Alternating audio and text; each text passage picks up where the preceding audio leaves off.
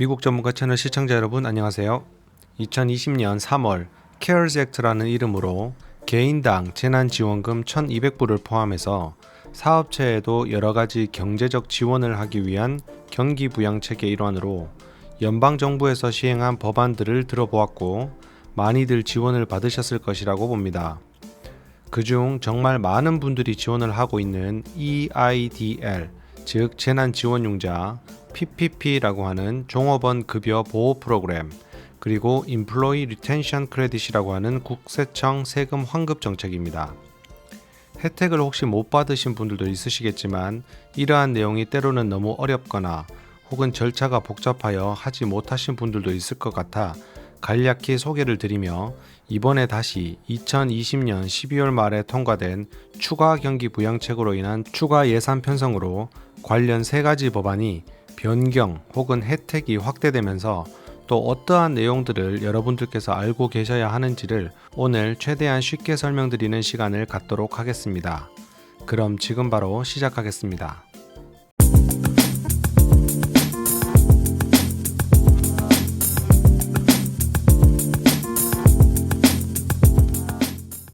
좋아요, 구독 꼭 눌러주세요. 알았죠? 좋아요, 구독 꼭 눌러주세요. 알았죠? 첫 번째, Economic Injury Disaster Loan이라고 불리는 SBA 중소기업청에서 지원하는 EIDL입니다. 지금도 신청을 원하시면 sba.gov를 통해 신청이 가능한 융자로서 SBA 중소기업청 홈페이지를 통해 처음 법안이 나왔을 때는 회사당 갚지 않아도 되는 그랜트 성격의 융자로 1만 불을 특별한 서류 리뷰 없이 애드밴스로 신속히 지급해 준다고 하여 많은 사업주들이 기대를 했다가 추후에 예산의 문제로 인하여 종업원 1인당 1,000불로 감소하여 애드밴스 즉 선지급하는 방식으로 각 회사들에게 지급을 하였고 추가적으로 필요하면 융자를 신청하여 3.75% 30년 상환 조건으로 25,000불 이하는 무담보, 그 이상은 회사 및 개인 담보를 하여 진행된 사업체 지원안이었습니다. 이 법안이 기존의 예산이 부족하여 종업원 1인당 1,000불씩 지원한 것에 대해서 추가적으로 배정된 예산으로 기존에 예상을 했었던 1만 불까지 지급을 해줄 예정이라는 내용입니다. 예를 들어 종업원 1명이 있어서 기존에 1,000불을 지급받았다면 추가 경기부양책의 통과로 9,000불을 추가 지급해 주겠다는 것입니다.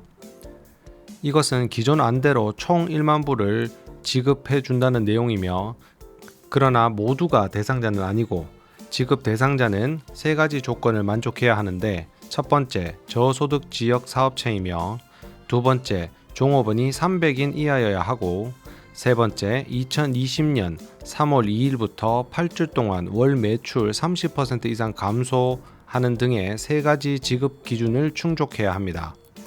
이 중에 저소득 지역의 기준은 아직 공개되지 않았고 SBA 홈페이지 COVID-19 옵션이라는 페이지에서 곧 공지가 될 예정입니다. 또한 2020년 12월 27일 이전에 만불에 대한 애드밴스 신청을 하신 사업체가 해당되기 때문에 위의 조건에 충족하여 신청 가능성이 있는 업체는 따로 해당 회사로 공지가 갈 예정이며 보다 더 자세한 기준은 아직 완성된 것이 아니기 때문에 조금 더 기다리시면 SBA 홈페이지를 통해 확인하실 수 있습니다. 두 번째, PPP 융자입니다. Paycheck Protection Program, 즉 종업원을 유지하라는 목적으로 실업을 방지하기 위해서 급여 보호 프로그램이 각 은행으로부터 2번째 라운드가 현재 접수가 되고 있습니다. 해당 융자는 실제 W2라는 종업원 급여 정산서를 발행하고 분기별로 941이라는 양식을 보고한 회사를 기준으로 1차와 거의 동일한 조건으로 현재 진행 중에 있습니다. 물론 자영업자분들도 신청을 하실 수 있습니다. 사용처 역시 꼭 급여뿐만 아니라 운영비로 사용한 부분도 감안을 할 수 있는 조건 또한 동일합니다. 2차 PPP를 신청할 수 있는 대상자라 함은 첫째, 1차 PPP 대출금을 소진 혹은 두 번째 대출 지급 시점에 소진될 예정이어야 하고 둘째, 종업원 숫자가 300명 이하의 스몰 비즈니스여야 하며 셋째, 2019년과 2020년 각 분기를 비교하여 분기 중에 매출이 25% 그 이하로 줄어들었어야 합니다. 1차를 받았더라도 신청하실 수 있고 최대 200만 불까지 가능하며 지난 1월 11일부터 소기업과 여성이 운영하는 기업을 우선적으로 신청받았고 지금은 모든 해당 기업을 대상으로 신청받고 있습니다. NAICS라는 업종 코드가 72로 시작하는 숙박과 요식업의 경우는 2.5배가 아닌 3.5배까지 융자가 가능합니다. 현재는 3월 31일까지 신청 기간이며 예산이 소멸되기 전에 해당되시는 분들은 신청을 서두르셔서 많은 분들이 혜택 받으시길 바랍니다. 세 번째, Employee Retention Credit이라고 하는 국세청의 환급성 크레딧입니다. 또한 PPP와 같은 맥락으로 고용 유지를 목적으로 국가가 제공해주는 혜택입니다. 이후로는 ERC라고 명칭하겠습니다. 위의 두 가지보다는 법안이 복잡하여 최대한 쉽고 간단하게만 설명을 드리겠습니다. 기존의 1차의 경우는 PPP를 받은 사람은 지원을 할 수 없고 총 1만 불의 크레딧 중 5천 불이 환급성 크레딧이었습니다. 즉 PPP처럼 941 등의 급여 서류를 요구를 하고 실제 고용된 종업원 수에 맞게 한 명당 5,000불까지 국세청에서 애드밴스 명목으로 지급을 해주는 환급성 지원금입니다.